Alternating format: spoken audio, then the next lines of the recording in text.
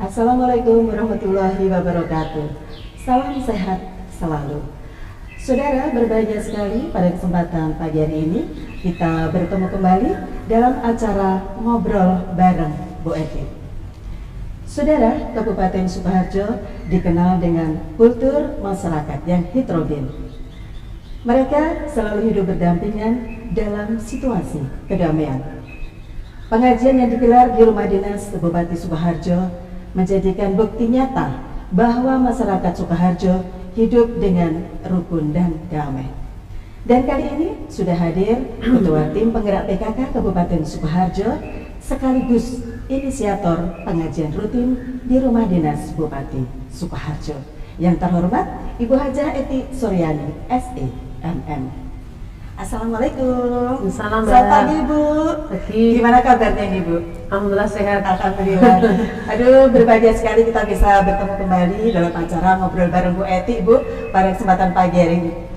Bu Eti, dulu sebelum Corona, Rumah Dinas Bupati Sukoharjo selalu dibanjiri, dipenuhi oleh para jamaah pengajian dari penjuru Sukoharjo, bahkan dari kelompok pengajian baik dari NU, dari LDII, dari MTA, dari Muhammadiyah, semuanya tumplek-blek di Rumah Dinas.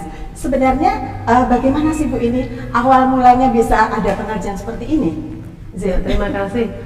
Ceritanya panjang ya Mbak. Ceritanya panjang.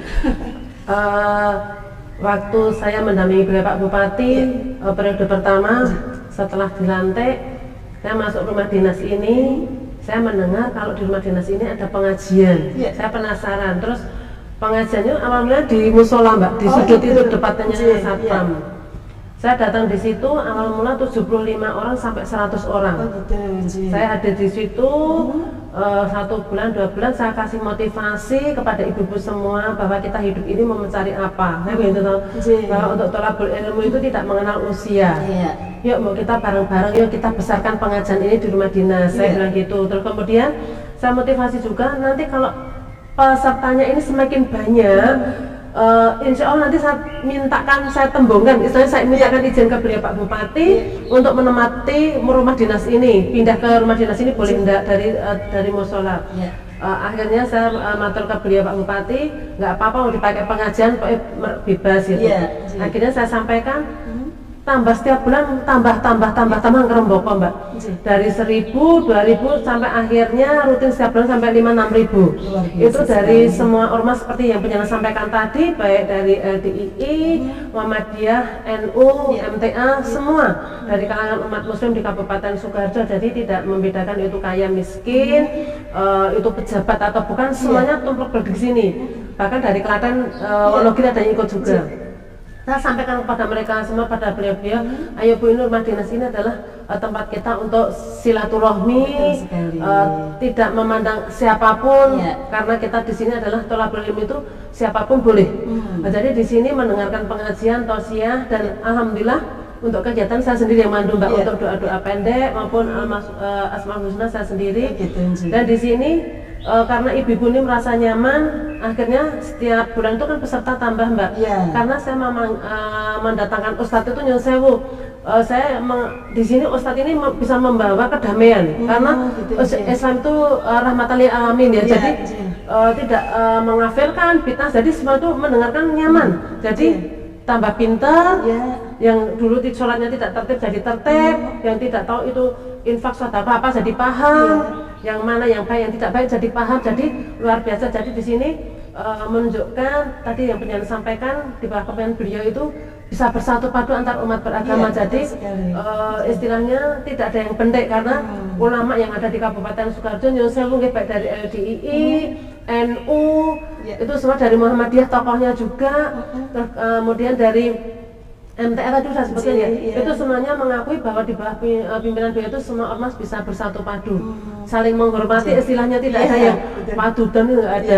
Ustadznya berganti-ganti ya Bu ya? Ustadznya berganti-ganti, dan alhamdulillah saya gilir Mbak, jadi tidak NU terus enggak, jadi semua masuk ke sini. Jadi intinya memotivasi kepada ibu-ibu, karena ibu itu adalah luar biasa ya. Ibu adalah peran ibu itu baik di rumah tangga, dalam pendidikan, dalam mendampingi suami itu luar biasa. Istilahnya ibu ini adalah menteri koordinator dalam bidang rumah tangga maupun dalam masyarakat dan mendampingi suami. Jadi di sini ibu-ibu itu diberi wawasan, ilmu baik agama maupun untuk umum juga. Di sini saya juga bisa menyampaikan program saya PKK.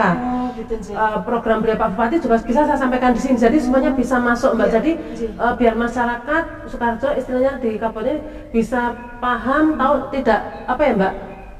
Maksud saya tidak gaptek, jadi untuk agama juga paham, untuk pemerintah, oh program Pak Bupati ini toh, oh ternyata agama tuh yang seperti ini nggak boleh toh, yang ini boleh toh, jadi bisa milah-milah jadi baik semua. Alhamdulillah, antusiasme luar biasa. Kalau bulan puasa itu sampai 13.000, 12.000 rumahku tidak nampung, Mbak. Jadi sampai depan rumah trotoar sampai gedung sebelah itu ya. Jadi luar biasa, jadi antusiasnya seperti itu. Momen pengajian ini sudah sangat ditunggu oleh para jamaah ini ya Bu ya. Dan mereka kayaknya sudah menjadikan kewajiban bahwa terutama di tanggal 18 ini ya Bu ya, mereka harus sudah datang tanggal 18. Sebenarnya apa sih Bu yang membedakan antara pengajian-pengajian yang lain dengan pengajian tanggal 18 ini pada khususnya Bu? Bedanya apa? Bedanya di rumah dinas sama di tempatnya sendiri. Kalau pengajiannya di mana-mana sama, Mbak. Pengajiannya intinya ya, pengajian adalah tempat suatu wadah untuk mewadai umat muslim.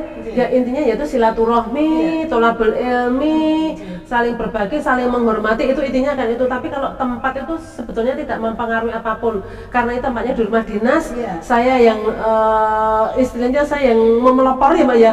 Saya yang menyemangati, mensupport masyarakatku. Ayo, mumpung aku iso di sini sama Pak Parjoyo, manfaatkan sebaik mungkin untuk tholabul ilmi di rumah dinas, karena rumah ini adalah rumah masyarakat. Saya bisa di sini Pak Ordet adalah dari beliau-beliau masyarakat semua bisa menikmati. Makanya ayo kesempatan ini gunakan sebaik mungkin tholabul ilmi, karena kita mati tidak membawa apa-apa. Mati adalah membawa amal ibadah kita. Kalau kita insya Allah menjadi orang yang baik, insya Allah nikmat itu. Biasanya diselenggarakan setiap jam berapa itu Bu? Tanggal 18 itu rutin jam 2, tapi sebelum jam 2 itu biasanya habis duhur itu sudah pada berdatangan seperti di Mekah itu loh, Mbak. Rebutan cari tempat. Jadi yang orang-orang kalau yang orang-orang sudah lama itu sudah punya kapling-kaplingnya di sini. Tapi kalau orang yang baru kelihatan sekali linga-lingu cari tempat. Tapi alhamdulillah semua bisa saling menghargai. Jadi meskipun ada orang yang baru ya monggo di sini. Di sini Mbak. Saya kasih buku panduan untuk doa-doain dulu. Jadi semua yang ada membawa buku doa bersama-sama untuk ini sama jemaah doa sama Asmaul Husna. Jadi Bu, ini selain tholabul ilmi, ini saya juga sempat mendengar katanya ada infak seperti itu ya Bu ya. Mungkin bisa dibuka untuk hasil infak itu setiap 1 tahun sekali diwujudkan berupa daging kurban, misalnya di saat Hari Raya Idul Adha, dan juga para jamaah yang datang itu ada yang diumrohkan. Apakah benar Bu itu berita-berita seperti itu? Alhamdulillah Mbak. Karena jemaah kita kan banyak ya, 5.000 lebih, jadi uang infak itu setiap bulannya itu minimal 13-14 juta, itu setiap bulan rutin. Kemudian uang infak itu kan dibawa bendahara Mbak, jadi tidak diutik-utik buat apa-apa. Cuman uang infak itu keluarnya kalau Hari Raya Idul Fitri itu untuk kita bagian sembako tiap kecamatan. Kita kadang ada 60 bingkisan per kecamatan 100.000, jadi kita ada 12 kecamatan kali 60.000, jadi berapa? 672 ya, 72 juta. Kemudian kan masih ada sisa. Kalau Idul Adha itu kita belajar berbagi, bukan korban ya Pak. Kalau korban itu kan bayarnya Mbak Edris, jadi kita berbagi, istilahnya belajar bersodakoh. Kita memberi kambing tiap-tiap kecamatan. Kemarin 2 Mbak, ini akhir-akhir ini karena kita ngumrohkan jadi 1, jadi setiap kecamatan 1 kambing. Itu saya sampaikan kepada ketua tim bergerak PKK kecamatan, tolong kasihkan desa Penyenan yang merasa membutuhkan untuk hewan korban. Kemudian ada program baru dari saya sudah 2 tahun ini, umroh bagi jamaah. Jadi kita undi Mbak, kita undi, dikeluarkan setahun 2. Jadi kita berangkatkan gratis, baik dari paspor, suntik menginitis, semua kita yang cover. Jadi mereka tinggal berangkat cari sangu. Nah ini luar biasa. Makanya banyak ulama yang bilang gini, Bu Eti, rahasianya apa sih? Kok pengajian bisa seperti itu? Saya bilang, ya oh Pak, saya tidak tahu, ini mungkin karena Allah ya. Ustadz bilang begini, Bu Eti, Ustadz ulama kayak aja ngundang orang 1.000 datang 500, 750 sudah luar biasa. ini berarti tanpa undangan kok bisa seperti ini. Saya juga nggak tahu Bapak ini, mungkin karena Allah juga, ini rahasia Allah. Makanya Mbak, pengajian ini saya selalu uri-uri karena apa? Ini doanya luar biasa. Rumah ini jadi berkah, dan alhamdulillah dengan doa-doa masyarakat kita ini, apa yang menjadi program beliau Pak Bupati, visi misinya alhamdulillah bisa berjalan lancar. Pembangunan sudah kita lihat seperti ini, masjid-masjid tidak ada yang jelek, masjid semua bagus, rumah ibadah baik muslim non muslim semuanya bagus, dan untuk umat muslim, non muslim semua dapat bantuan semua. Ini direspon luar biasa oleh beliau. Baik Bu Eti, selain pengajian di rumah dinas, apakah ada pembinaan pengajian di daerah-daerah misalnya Bu? Alhamdulillah ada Mbak. Saya juga ada pembina di pengajian di Pasar Bekonang, itu di Kawedanan. Itu dulu ceritanya juga panjang. Di Kawedanan itu dulu, sebelum di Kawedanan, di ini sebelahnya kan ada musola Mbak. Musola di situ dulu jemaahnya hanya pedagang pasar. Pedagang pasar. Jadi pedagang pasar itu kalau habis duhur dandan cantik-cantik Mbak, pakai itu datang ke pengajian ke situ. Nah di situ saya motivasi juga, Ibu, pengajian ini tidak hanya untuk pedagang, ayo kita sebarkan ke masyarakat sekitar, masyarakat umum boleh ikut. Akhirnya setelah bertambah banyak pindah ke Kawedanan, sekarang hampir 700 sampai 1000. Tak motivasi Mbak, dulu mungkin 100-200an nggak ada ya, tapi 1000. Saya bilang gini, nanti kalau bisa sampai bawah ringin saya pakai gitu, bisa bawah ringin atau seperti rumah dinas, nanti tak minta ke bantuan ke beliau Pak Bupati. Akhirnya gitu. Saya terus bisa motivasi, jadi terwujud ya, terwujud semakin tambah. Itu setiap Jumat Pon, jadi habis sholat duhur. Kalau saya tidak ada acara bersamaan, mesti saya datang. Di situ juga ada buku kecil panduan doa-doa Mbak, itu masih dipimpin doa-doa sama ibu yang pengurusnya di sana, Bu Siti, terus sama Asmaul Husna. Nanti di situ saya datang memberikan motivasi pengarahan gitu. Kemudian di Anissa, Mbak Ki itu kan juga banyak Mbak, 2000 lebih itu khusus ibu-ibu. Saya juga sering hadir di situ untuk ikut pengajian. Di kecamatan-kecamatan binaan PKK juga ada di Grogol, itu saya selalu dihadirkan untuk men-spot. Jadi saya senang sekali Mbak, kalau ada pengajian saya didatangkan, saya selalu spot ibu-ibu, ayo luangkan waktu. Kita punya waktu banyak, kalau niat hati nggak ada itu juga putus, nggak ada. Tapi kalau kita sesibuk apapun, kalau kita ada hidayah dari Allah, Mbak, itu jauh pun kita tetap datang pengajian. Alhamdulillah yang selama ini saya bina, saya hadiri luar biasa. Jadi tiap-tiap kecamatan ada, kemudian baik itu di Muslimah NU maupun di LDII, di Muhammadiyah, di Asia kan banyak ikut yang gabung di pengajian kita juga tuh. Jadi kita spot, ayo kita bareng-bareng bersatu padu untuk Sukoharjo. Jadi biar tentrem ayem dengan pengajian ini. Itu juga rutin setiap bulan ya? Ya rutin, rutin. Luar biasa sekali, ini menjadikan pembelajaran bagi kita, terutama kaum wanita ini ya, yang biasanya kaum wanita dianggap sebelah mata, kemudian disepelekan. Ternyata wanita itu bisa memberikan yang lebih dan bermanfaat untuk diri kita sendiri, keluarga, dan masyarakat tentunya.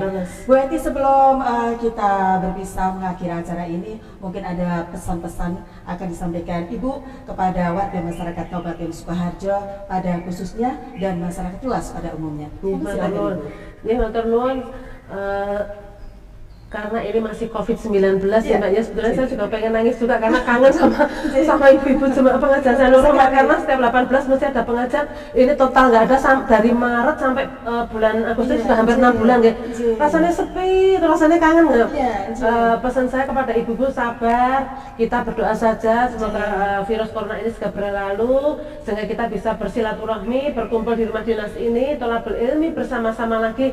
Kita jangan patah semangat. Insya Allah kalau kita positif thinking, kita mau membantu pemerintah menaati protokol kesehatan, pakai masker tentunya, insya Allah akan segera putus mata rantai ini, sehingga apa yang kita cita-citakan, kita inginkan, kita harapkan semuanya untuk Kabupaten Sukoharjo yang tercinta ini bisa berjalan baik dan lancar.